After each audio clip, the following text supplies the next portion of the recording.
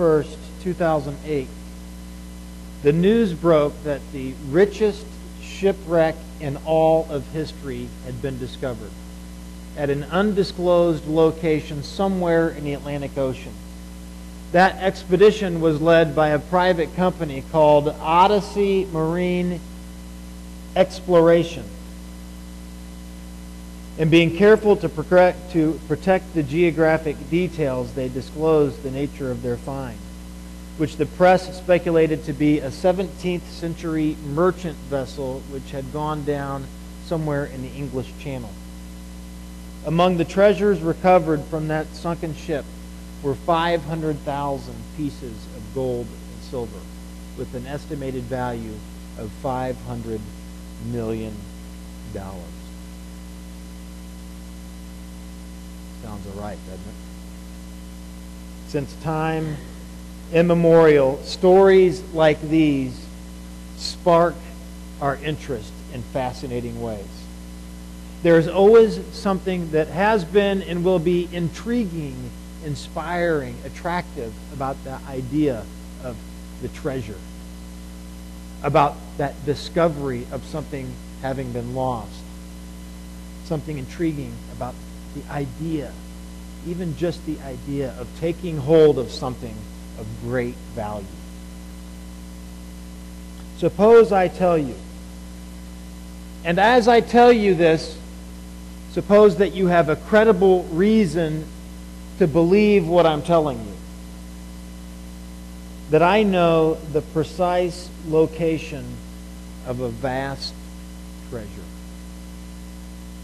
I know where there's an amazing treasure. And let's suppose that not only that I know where this treasure is, but I have written down carefully instructions by which that treasure can be located and obtained. Cool, huh? Now let's suppose that I come and I give this treasure to Heidi Kreider. Don't look at it yet. Okay? Now that's not the treasure. That's just the directions to the treasure. Now, Heidi, how interested would you be in opening that and reading the directions? Right? And how interested would you all be in hearing what she had to read from those directions about the location of this treasure? Right? They all want to be your friends now, right? Okay. So go ahead and open those directions and start reading from the top. As loud as you can.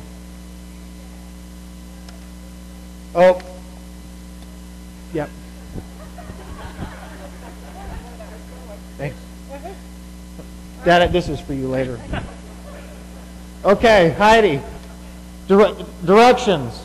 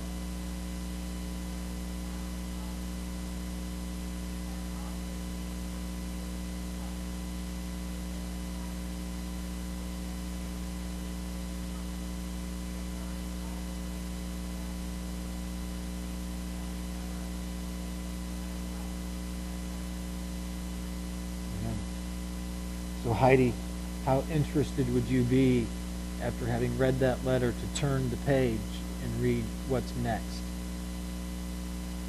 Very. Wouldn't we all? The discovery of the treasure. Wouldn't this be wonderful? Wouldn't that be truly wonderful? Now, what if I tell you, and here I'm not asking you to imagine, But what if we were told, for real, that there is within our grasp a treasure more valuable by far, which can provide for you infinitely more than all the earthly treasures ever amassed? What if we were told that that indescribable treasure, worth more than any of this, was obtainable for us? A treasure which is not a thing which pleases for a lifetime but no more, but a treasure which is a place, a home, an existence which is perfect, blissful, and complete in every way. And that in this place you will have an exquisite experience which will never end or diminish.